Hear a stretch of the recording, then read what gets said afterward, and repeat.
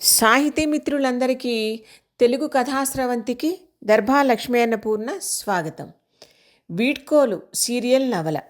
రచన Darbha Lakshmi Annapurna.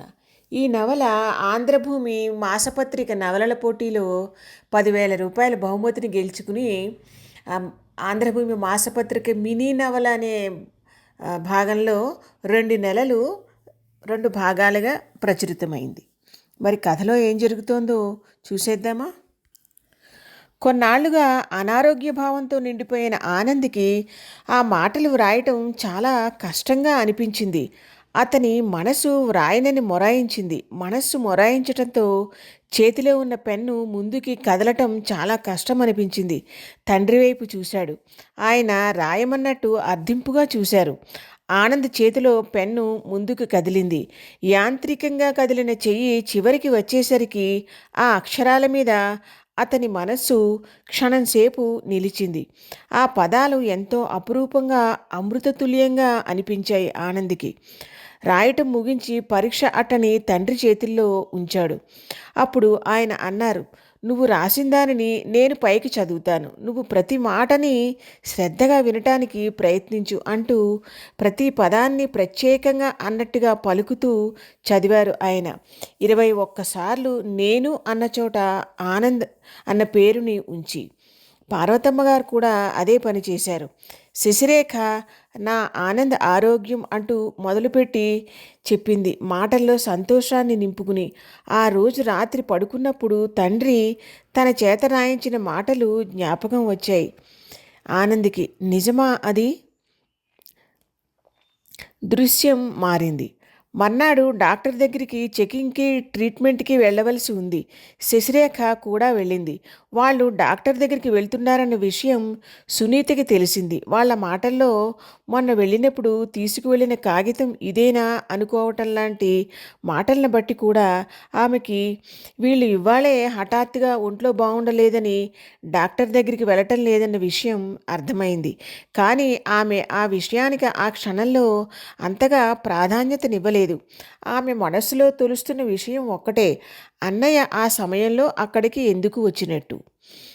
Anand శశిరేఖలు doctor దగ్గరికి వెళ్ళేసరికి అక్కడ కొన్ని పరిచయం ఉన్న మొహాలు. ఎక్కడికి వెళ్తే అక్కడ దానికి సంబంధించిన బోలెడంతమంది జనం. క్యాన్సర్ హాస్పిటల్కి వెళ్తే ఈ ప్రపంచంలో ఆ వ్యాధితో బాధపడేవాళ్ళు ఎంతమంది ఉన్నారో రోజు రోజుకి ఆ సంఖ్య ఎలా పెరుగుతోందో అర్థమవుతుంది.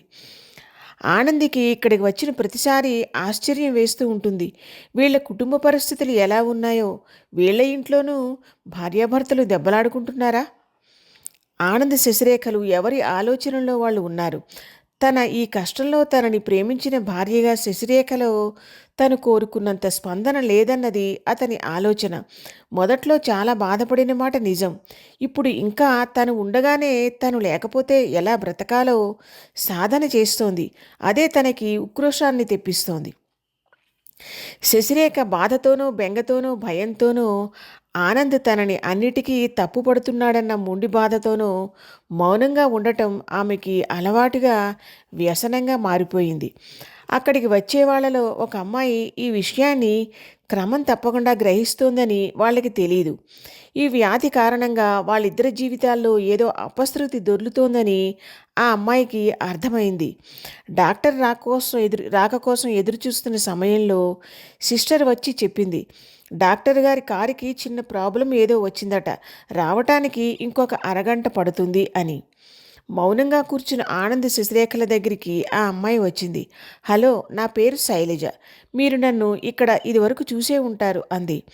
అవునన్నట్టుగా చిరునవ్వు నవ్వాడు ఆనంద్. "మనం ఇద్దరం ఒకే పడవలో ప్రయాణం చేస్తున్నాం. అందుకే పరిచయం చేసుకుందామని వచ్చాను. ఇంతకన్నా ప్రస్తుతానికి మన పరిచయానికి వేరే పునాదేం లేదు కదా మరి?" ఆమె మొహంలో పువ్వులు విరగబూస్తున్నట్టుగా చిరునవ్వు. ఆమె మాటకి ఆనంద్ ఏమని సమాధానం చెప్పగలడు? కానీ ఒక సందేహం కలిగింది అతనికి. మరి ఇంత స్వచ్ఛంగా కళకళలాడుతూ ఎలా నవ్వగలుగుతోంది ఈ అమ్మాయి? "నా పేరు ఆనంద్, నా భార్య శశిరేఖ" చెప్పాడు ఆనంద్. శశిరేఖ చిన్నగా నవ్వింది. ఆమె వైపు తదేకంగా చూసి అప్పుడు ఆనంద్ వైపు చూస్తూ అంది, "మీరు మీరు చాలా అదృష్టవంతులండి అని ఆ శైలజ. ఎందుకండి అన్నాడు ఆనంద్. ఎందుకని అడుగుతారేమిటండి, ఇది మరీ అన్యాయం సుమండి. శైలజ మాట్లాడుతున్న తీరు ఎన్నాళ్ళ నుంచో తామిద్దరికీ పరిచయం ఉన్నట్టుగా ఉంది. కొంతమందిలో ప్రత్యేకత అదే. ఎలాంటి వాళ్లతోనైనా అరమరికలు లేకుండా మాట్లాడగలరు. మీ భార్యకేసి తదేకంగా చూసి మిమ్మల్ని అదృష్టవంతులు అన్నానంటే అర్థం ఏమిటండి? మగవాడి అదృష్టాల్లో ఒకటి అందమైన భార్య దొరకటం. కానీ ఆడదాని అదృష్టం కట్టుకున్నవాడి ఆరోగ్యంలో ఉంటుంది. అదృష్టం లేని అందం ఏం లాభం? ఆనంద్ భార్య వైపు చూసి భారంగా నిట్టూరుస్తూ అన్నాడు. మనం ఇప్పుడు జెయింట్ వీల్లో తిరుగుతున్నామనుకోండి, భయంలోనే థ్రిల్ని అనుభవించాలి. కొన్ని సమస్యలకు పరిష్కారాలు ఉండవు. మనం కోరుకున్న పరిష్కారం ఉండదంటున్నాను. అలాంటి సమస్యకి మనం కోరుకున్న పరిష్కారం దొరికితేనే నవ్వుతాను అని కూర్చుంటే మనం తప్పు చేస్తున్నట్టు. సమస్యతో పాటు నవ్వుతూ బ్రతకటం ఎలా అన్నదే మన సమస్యకి పరిష్కారం. మనం విచారంగా మొహం పెట్టుకుని కూర్చున్నంత మాత్రాన రోగం తగ్గిపోదు సరికదా, దాని బలం పెరుగుతుంది. చాలా తేలిగ్గా నవ్వేస్తూ చెప్తున్న శైలజను చూస్తుంటే ఆనంద్కి కించిత్ ఆశ్చర్యం కలిగింది. ఈ అమ్మాయి మనస్సు లోతుల్లోంచి ఆనందంగా ఉన్నట్టుగా అనిపిస్తోంది. అసలు ఈ వయసులో జీవితం పట్ల ఎన్నో ఆశలు కలలు ఉంటాయి.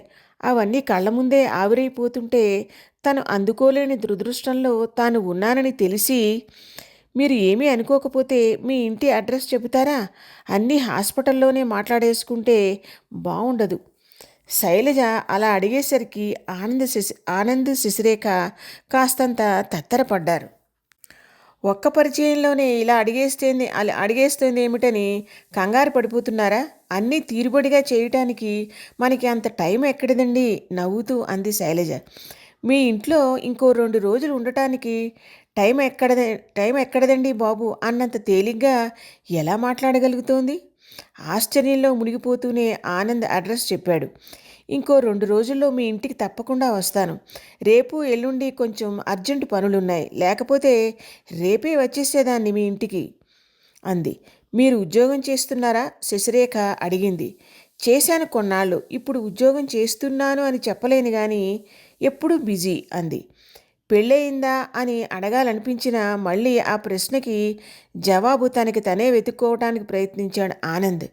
మెళ్ళో గొలుసు ఉంది కానీ అది సూత్రాల గొలుసు అనుకునేందుకు లేదు. కాళ్ళ వంక చూస్తే కాళ్ళకి మట్టెలు లేవు. నాకింకా పెళ్లి కాలేదండోయ్. శైలజ చెప్పిన ఆ తీరు దొరికావలే దొంగ అన్నట్టుగా ఉంది. ఆనంద్ ఒక్కసారిగా తడబడ్డాడు. అమ్మో, ఈ అమ్మాయితోటి చాలా జాగ్రత్తగా ఉండాలి అనుకున్నాడు. నేను ఒక్కతినే హాస్పిటల్కి వచ్చానా అని సందేహంగా ఉంది కదూ మీకు అంది. అబ్బా, ఈ అమ్మాయికి ఎదుటివారి మనసులో మాటలన్నీ ఎలా తెలిసిపోతున్నాయి అనుకుంటూ ఆశ్చర్యపోయారు ఇద్దరు. మనం జెట్ స్పీడ్లో ఉండాలండి. మనకి టైం కొంచెం తక్కువ కదా. మిగతా విషయాలన్నీ మీ ఇంటికి వచ్చినప్పుడు మాట్లాడుకుందాం. డాక్టర్ గారు వస్తున్నట్టుగా ఉన్నారు అంది. ఆ రోజు సాయంకాలం మళ్ళీ ఆనంద్ చేత నా ఆరోగ్యం రోజురోజుకి మెరుగవుతోంది. నేను చాలా సంతోషంగా ప్రశాంతంగా ఉన్నాను అని 21 సార్లు రాయించారు వాళ్ళ పరంధామయ్య గారు. 21 సార్లు దేనినైనా మననం చేస్తే అది మనస్సులోకి ప్రవేశించే అవకాశం ఉందని శాస్త్రాలు చెబుతున్నాయి. సైన్స్ కూడా దానిని ధృవీకరించింది. ఈ రోజైతే ఆనంద్ని మౌనంగా ప్రశాంతంగా గదిలో కూర్చోమని చెప్పి కాగితం మీద రాసిన మాటల్నే మనస్సుతో అనుకోమన్నారు. మొదటిసారి తండ్రి చెప్పినట్టు చేసినప్పుడు ఆనంద్కి మనస్సుకి ఎదురు తిరిగి అలా చేయటం నరకప్రాయంగా అనిపించింది. ఈరోజు క్షణంలో సగం సేపు ఆ మాటలు అతని మనస్సుని తాకాయి. నిన్నటిలాగానే పరంధామయ్య గారు, పార్వతమ్మ గారు, శశిరేఖ కూడా చేశారు. వాళ్ళ మనస్సుల్లో కమ్ముకున్న చీకటి కూడా ఆ వెలుగురేఖల్ని తమలోకి ప్రవేశించటానికి అర్హతనివ్వలేదు, అనుమతినివ్వలేదు. ఈరోజు మాత్రం ఎక్కడో దూరంగా మిణుకుమిణుకుమంటున్న చిన్న నక్షత్రం మనస్సుకి తోచినట్టు అయింది. పరంధామయ్య గారు ఈరోజు ఆనంద్కి చెప్పారు. The power of your subconscious mind అనే తన పుస్తకంలో డాక్టర్ జోసెఫ్ మర్ఫీ ఏమని చెబుతున్నారంటే, మనలో కాన్షియస్ మైండ్ అంటే తెలుగులో చేతన, సబ్కాన్షియస్ మైండ్ అంటే అంతశ్చేతన అనే రెండు రకాల మనసులు ఉంటాయట. మనం రోజు మన తర్కాన్ని, విచక్షణని ఉపయోగిస్తూ చేసే ఆలోచనలన్నీ కాన్షియస్ మైండ్ చేస్తుందట. దాని ప్రకారం మనం పనులు చేసుకుంటాం. దీని శక్తి కొన్ని పరిమితులకి లోబడి ఉంటుందట. కానీ కొన్ని పనుల్ని మనకి చేయాలన్న కోరిక ఉన్నా మనకి చేసే శక్తి ఉండదు. అటువంటి మన గాఢమైన కోరికల్ని తీర్చే శక్తి మనలో ఉన్న సబ్కాన్షియస్ మైండ్కి ఉంటుందట. నీ కోసం ఈ లోకం నుంచి ఎటువంటి ఉపకారం కావాలన్నా అందుకు అవసరమైన వాళ్ళని నీకు అనుగుణంగా ప్రభావితం చెయ్యగల శక్తి ఉంటుందట ఆ సబ్కాన్షియస్ మైండ్కి. నీ ఆరోగ్యాన్ని పరిరక్షించగలదు నువ్వు కోరుకుంటే. నువ్వు ఏం చెబితే అది చేస్తుందట అది నీ కోసం. ఎందుకు, అది తప్పు కదా, ఇలాంటి ప్రశ్నలు కూడా వెయ్యదట అది. దానికి చేతనైంది ఒకటే, నువ్వు చెప్పింది చేయటమే. దానికి తర్కం తెలియదు. నీ కాన్షియస్ మైండ్ అలా కాదు. నువ్వేదైనా ఆలోచిస్తే, కోరుకుంటే అది తప్పైతే తప్పని నిన్ను హెచ్చరిస్తుంది. అలా చెయ్యనని నిరాకరిస్తుంది, నీతో వాదిస్తుంది. అదే నీ మనస్సులో సంఘర్షణ. అదే నీ సబ్కాన్షియస్ మైండ్ అయితే నీతో వాదన పెట్టుకోదు, నువ్వు చెయ్యమన్నదల్లా చేస్తుంది.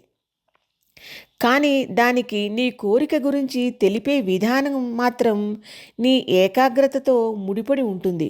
నీ నమ్మకమే నీ సబ్కాన్షియస్తో నీ మనసులో మాట చెబుతుంది. అందుకే మన పూర్వీకులు అన్నారు, మనసుంటే మార్గం ఉంటుంది అని. అదే అంతశ్చేతన. యద్భావం తద్భవతి అన్నారు. సశేషం.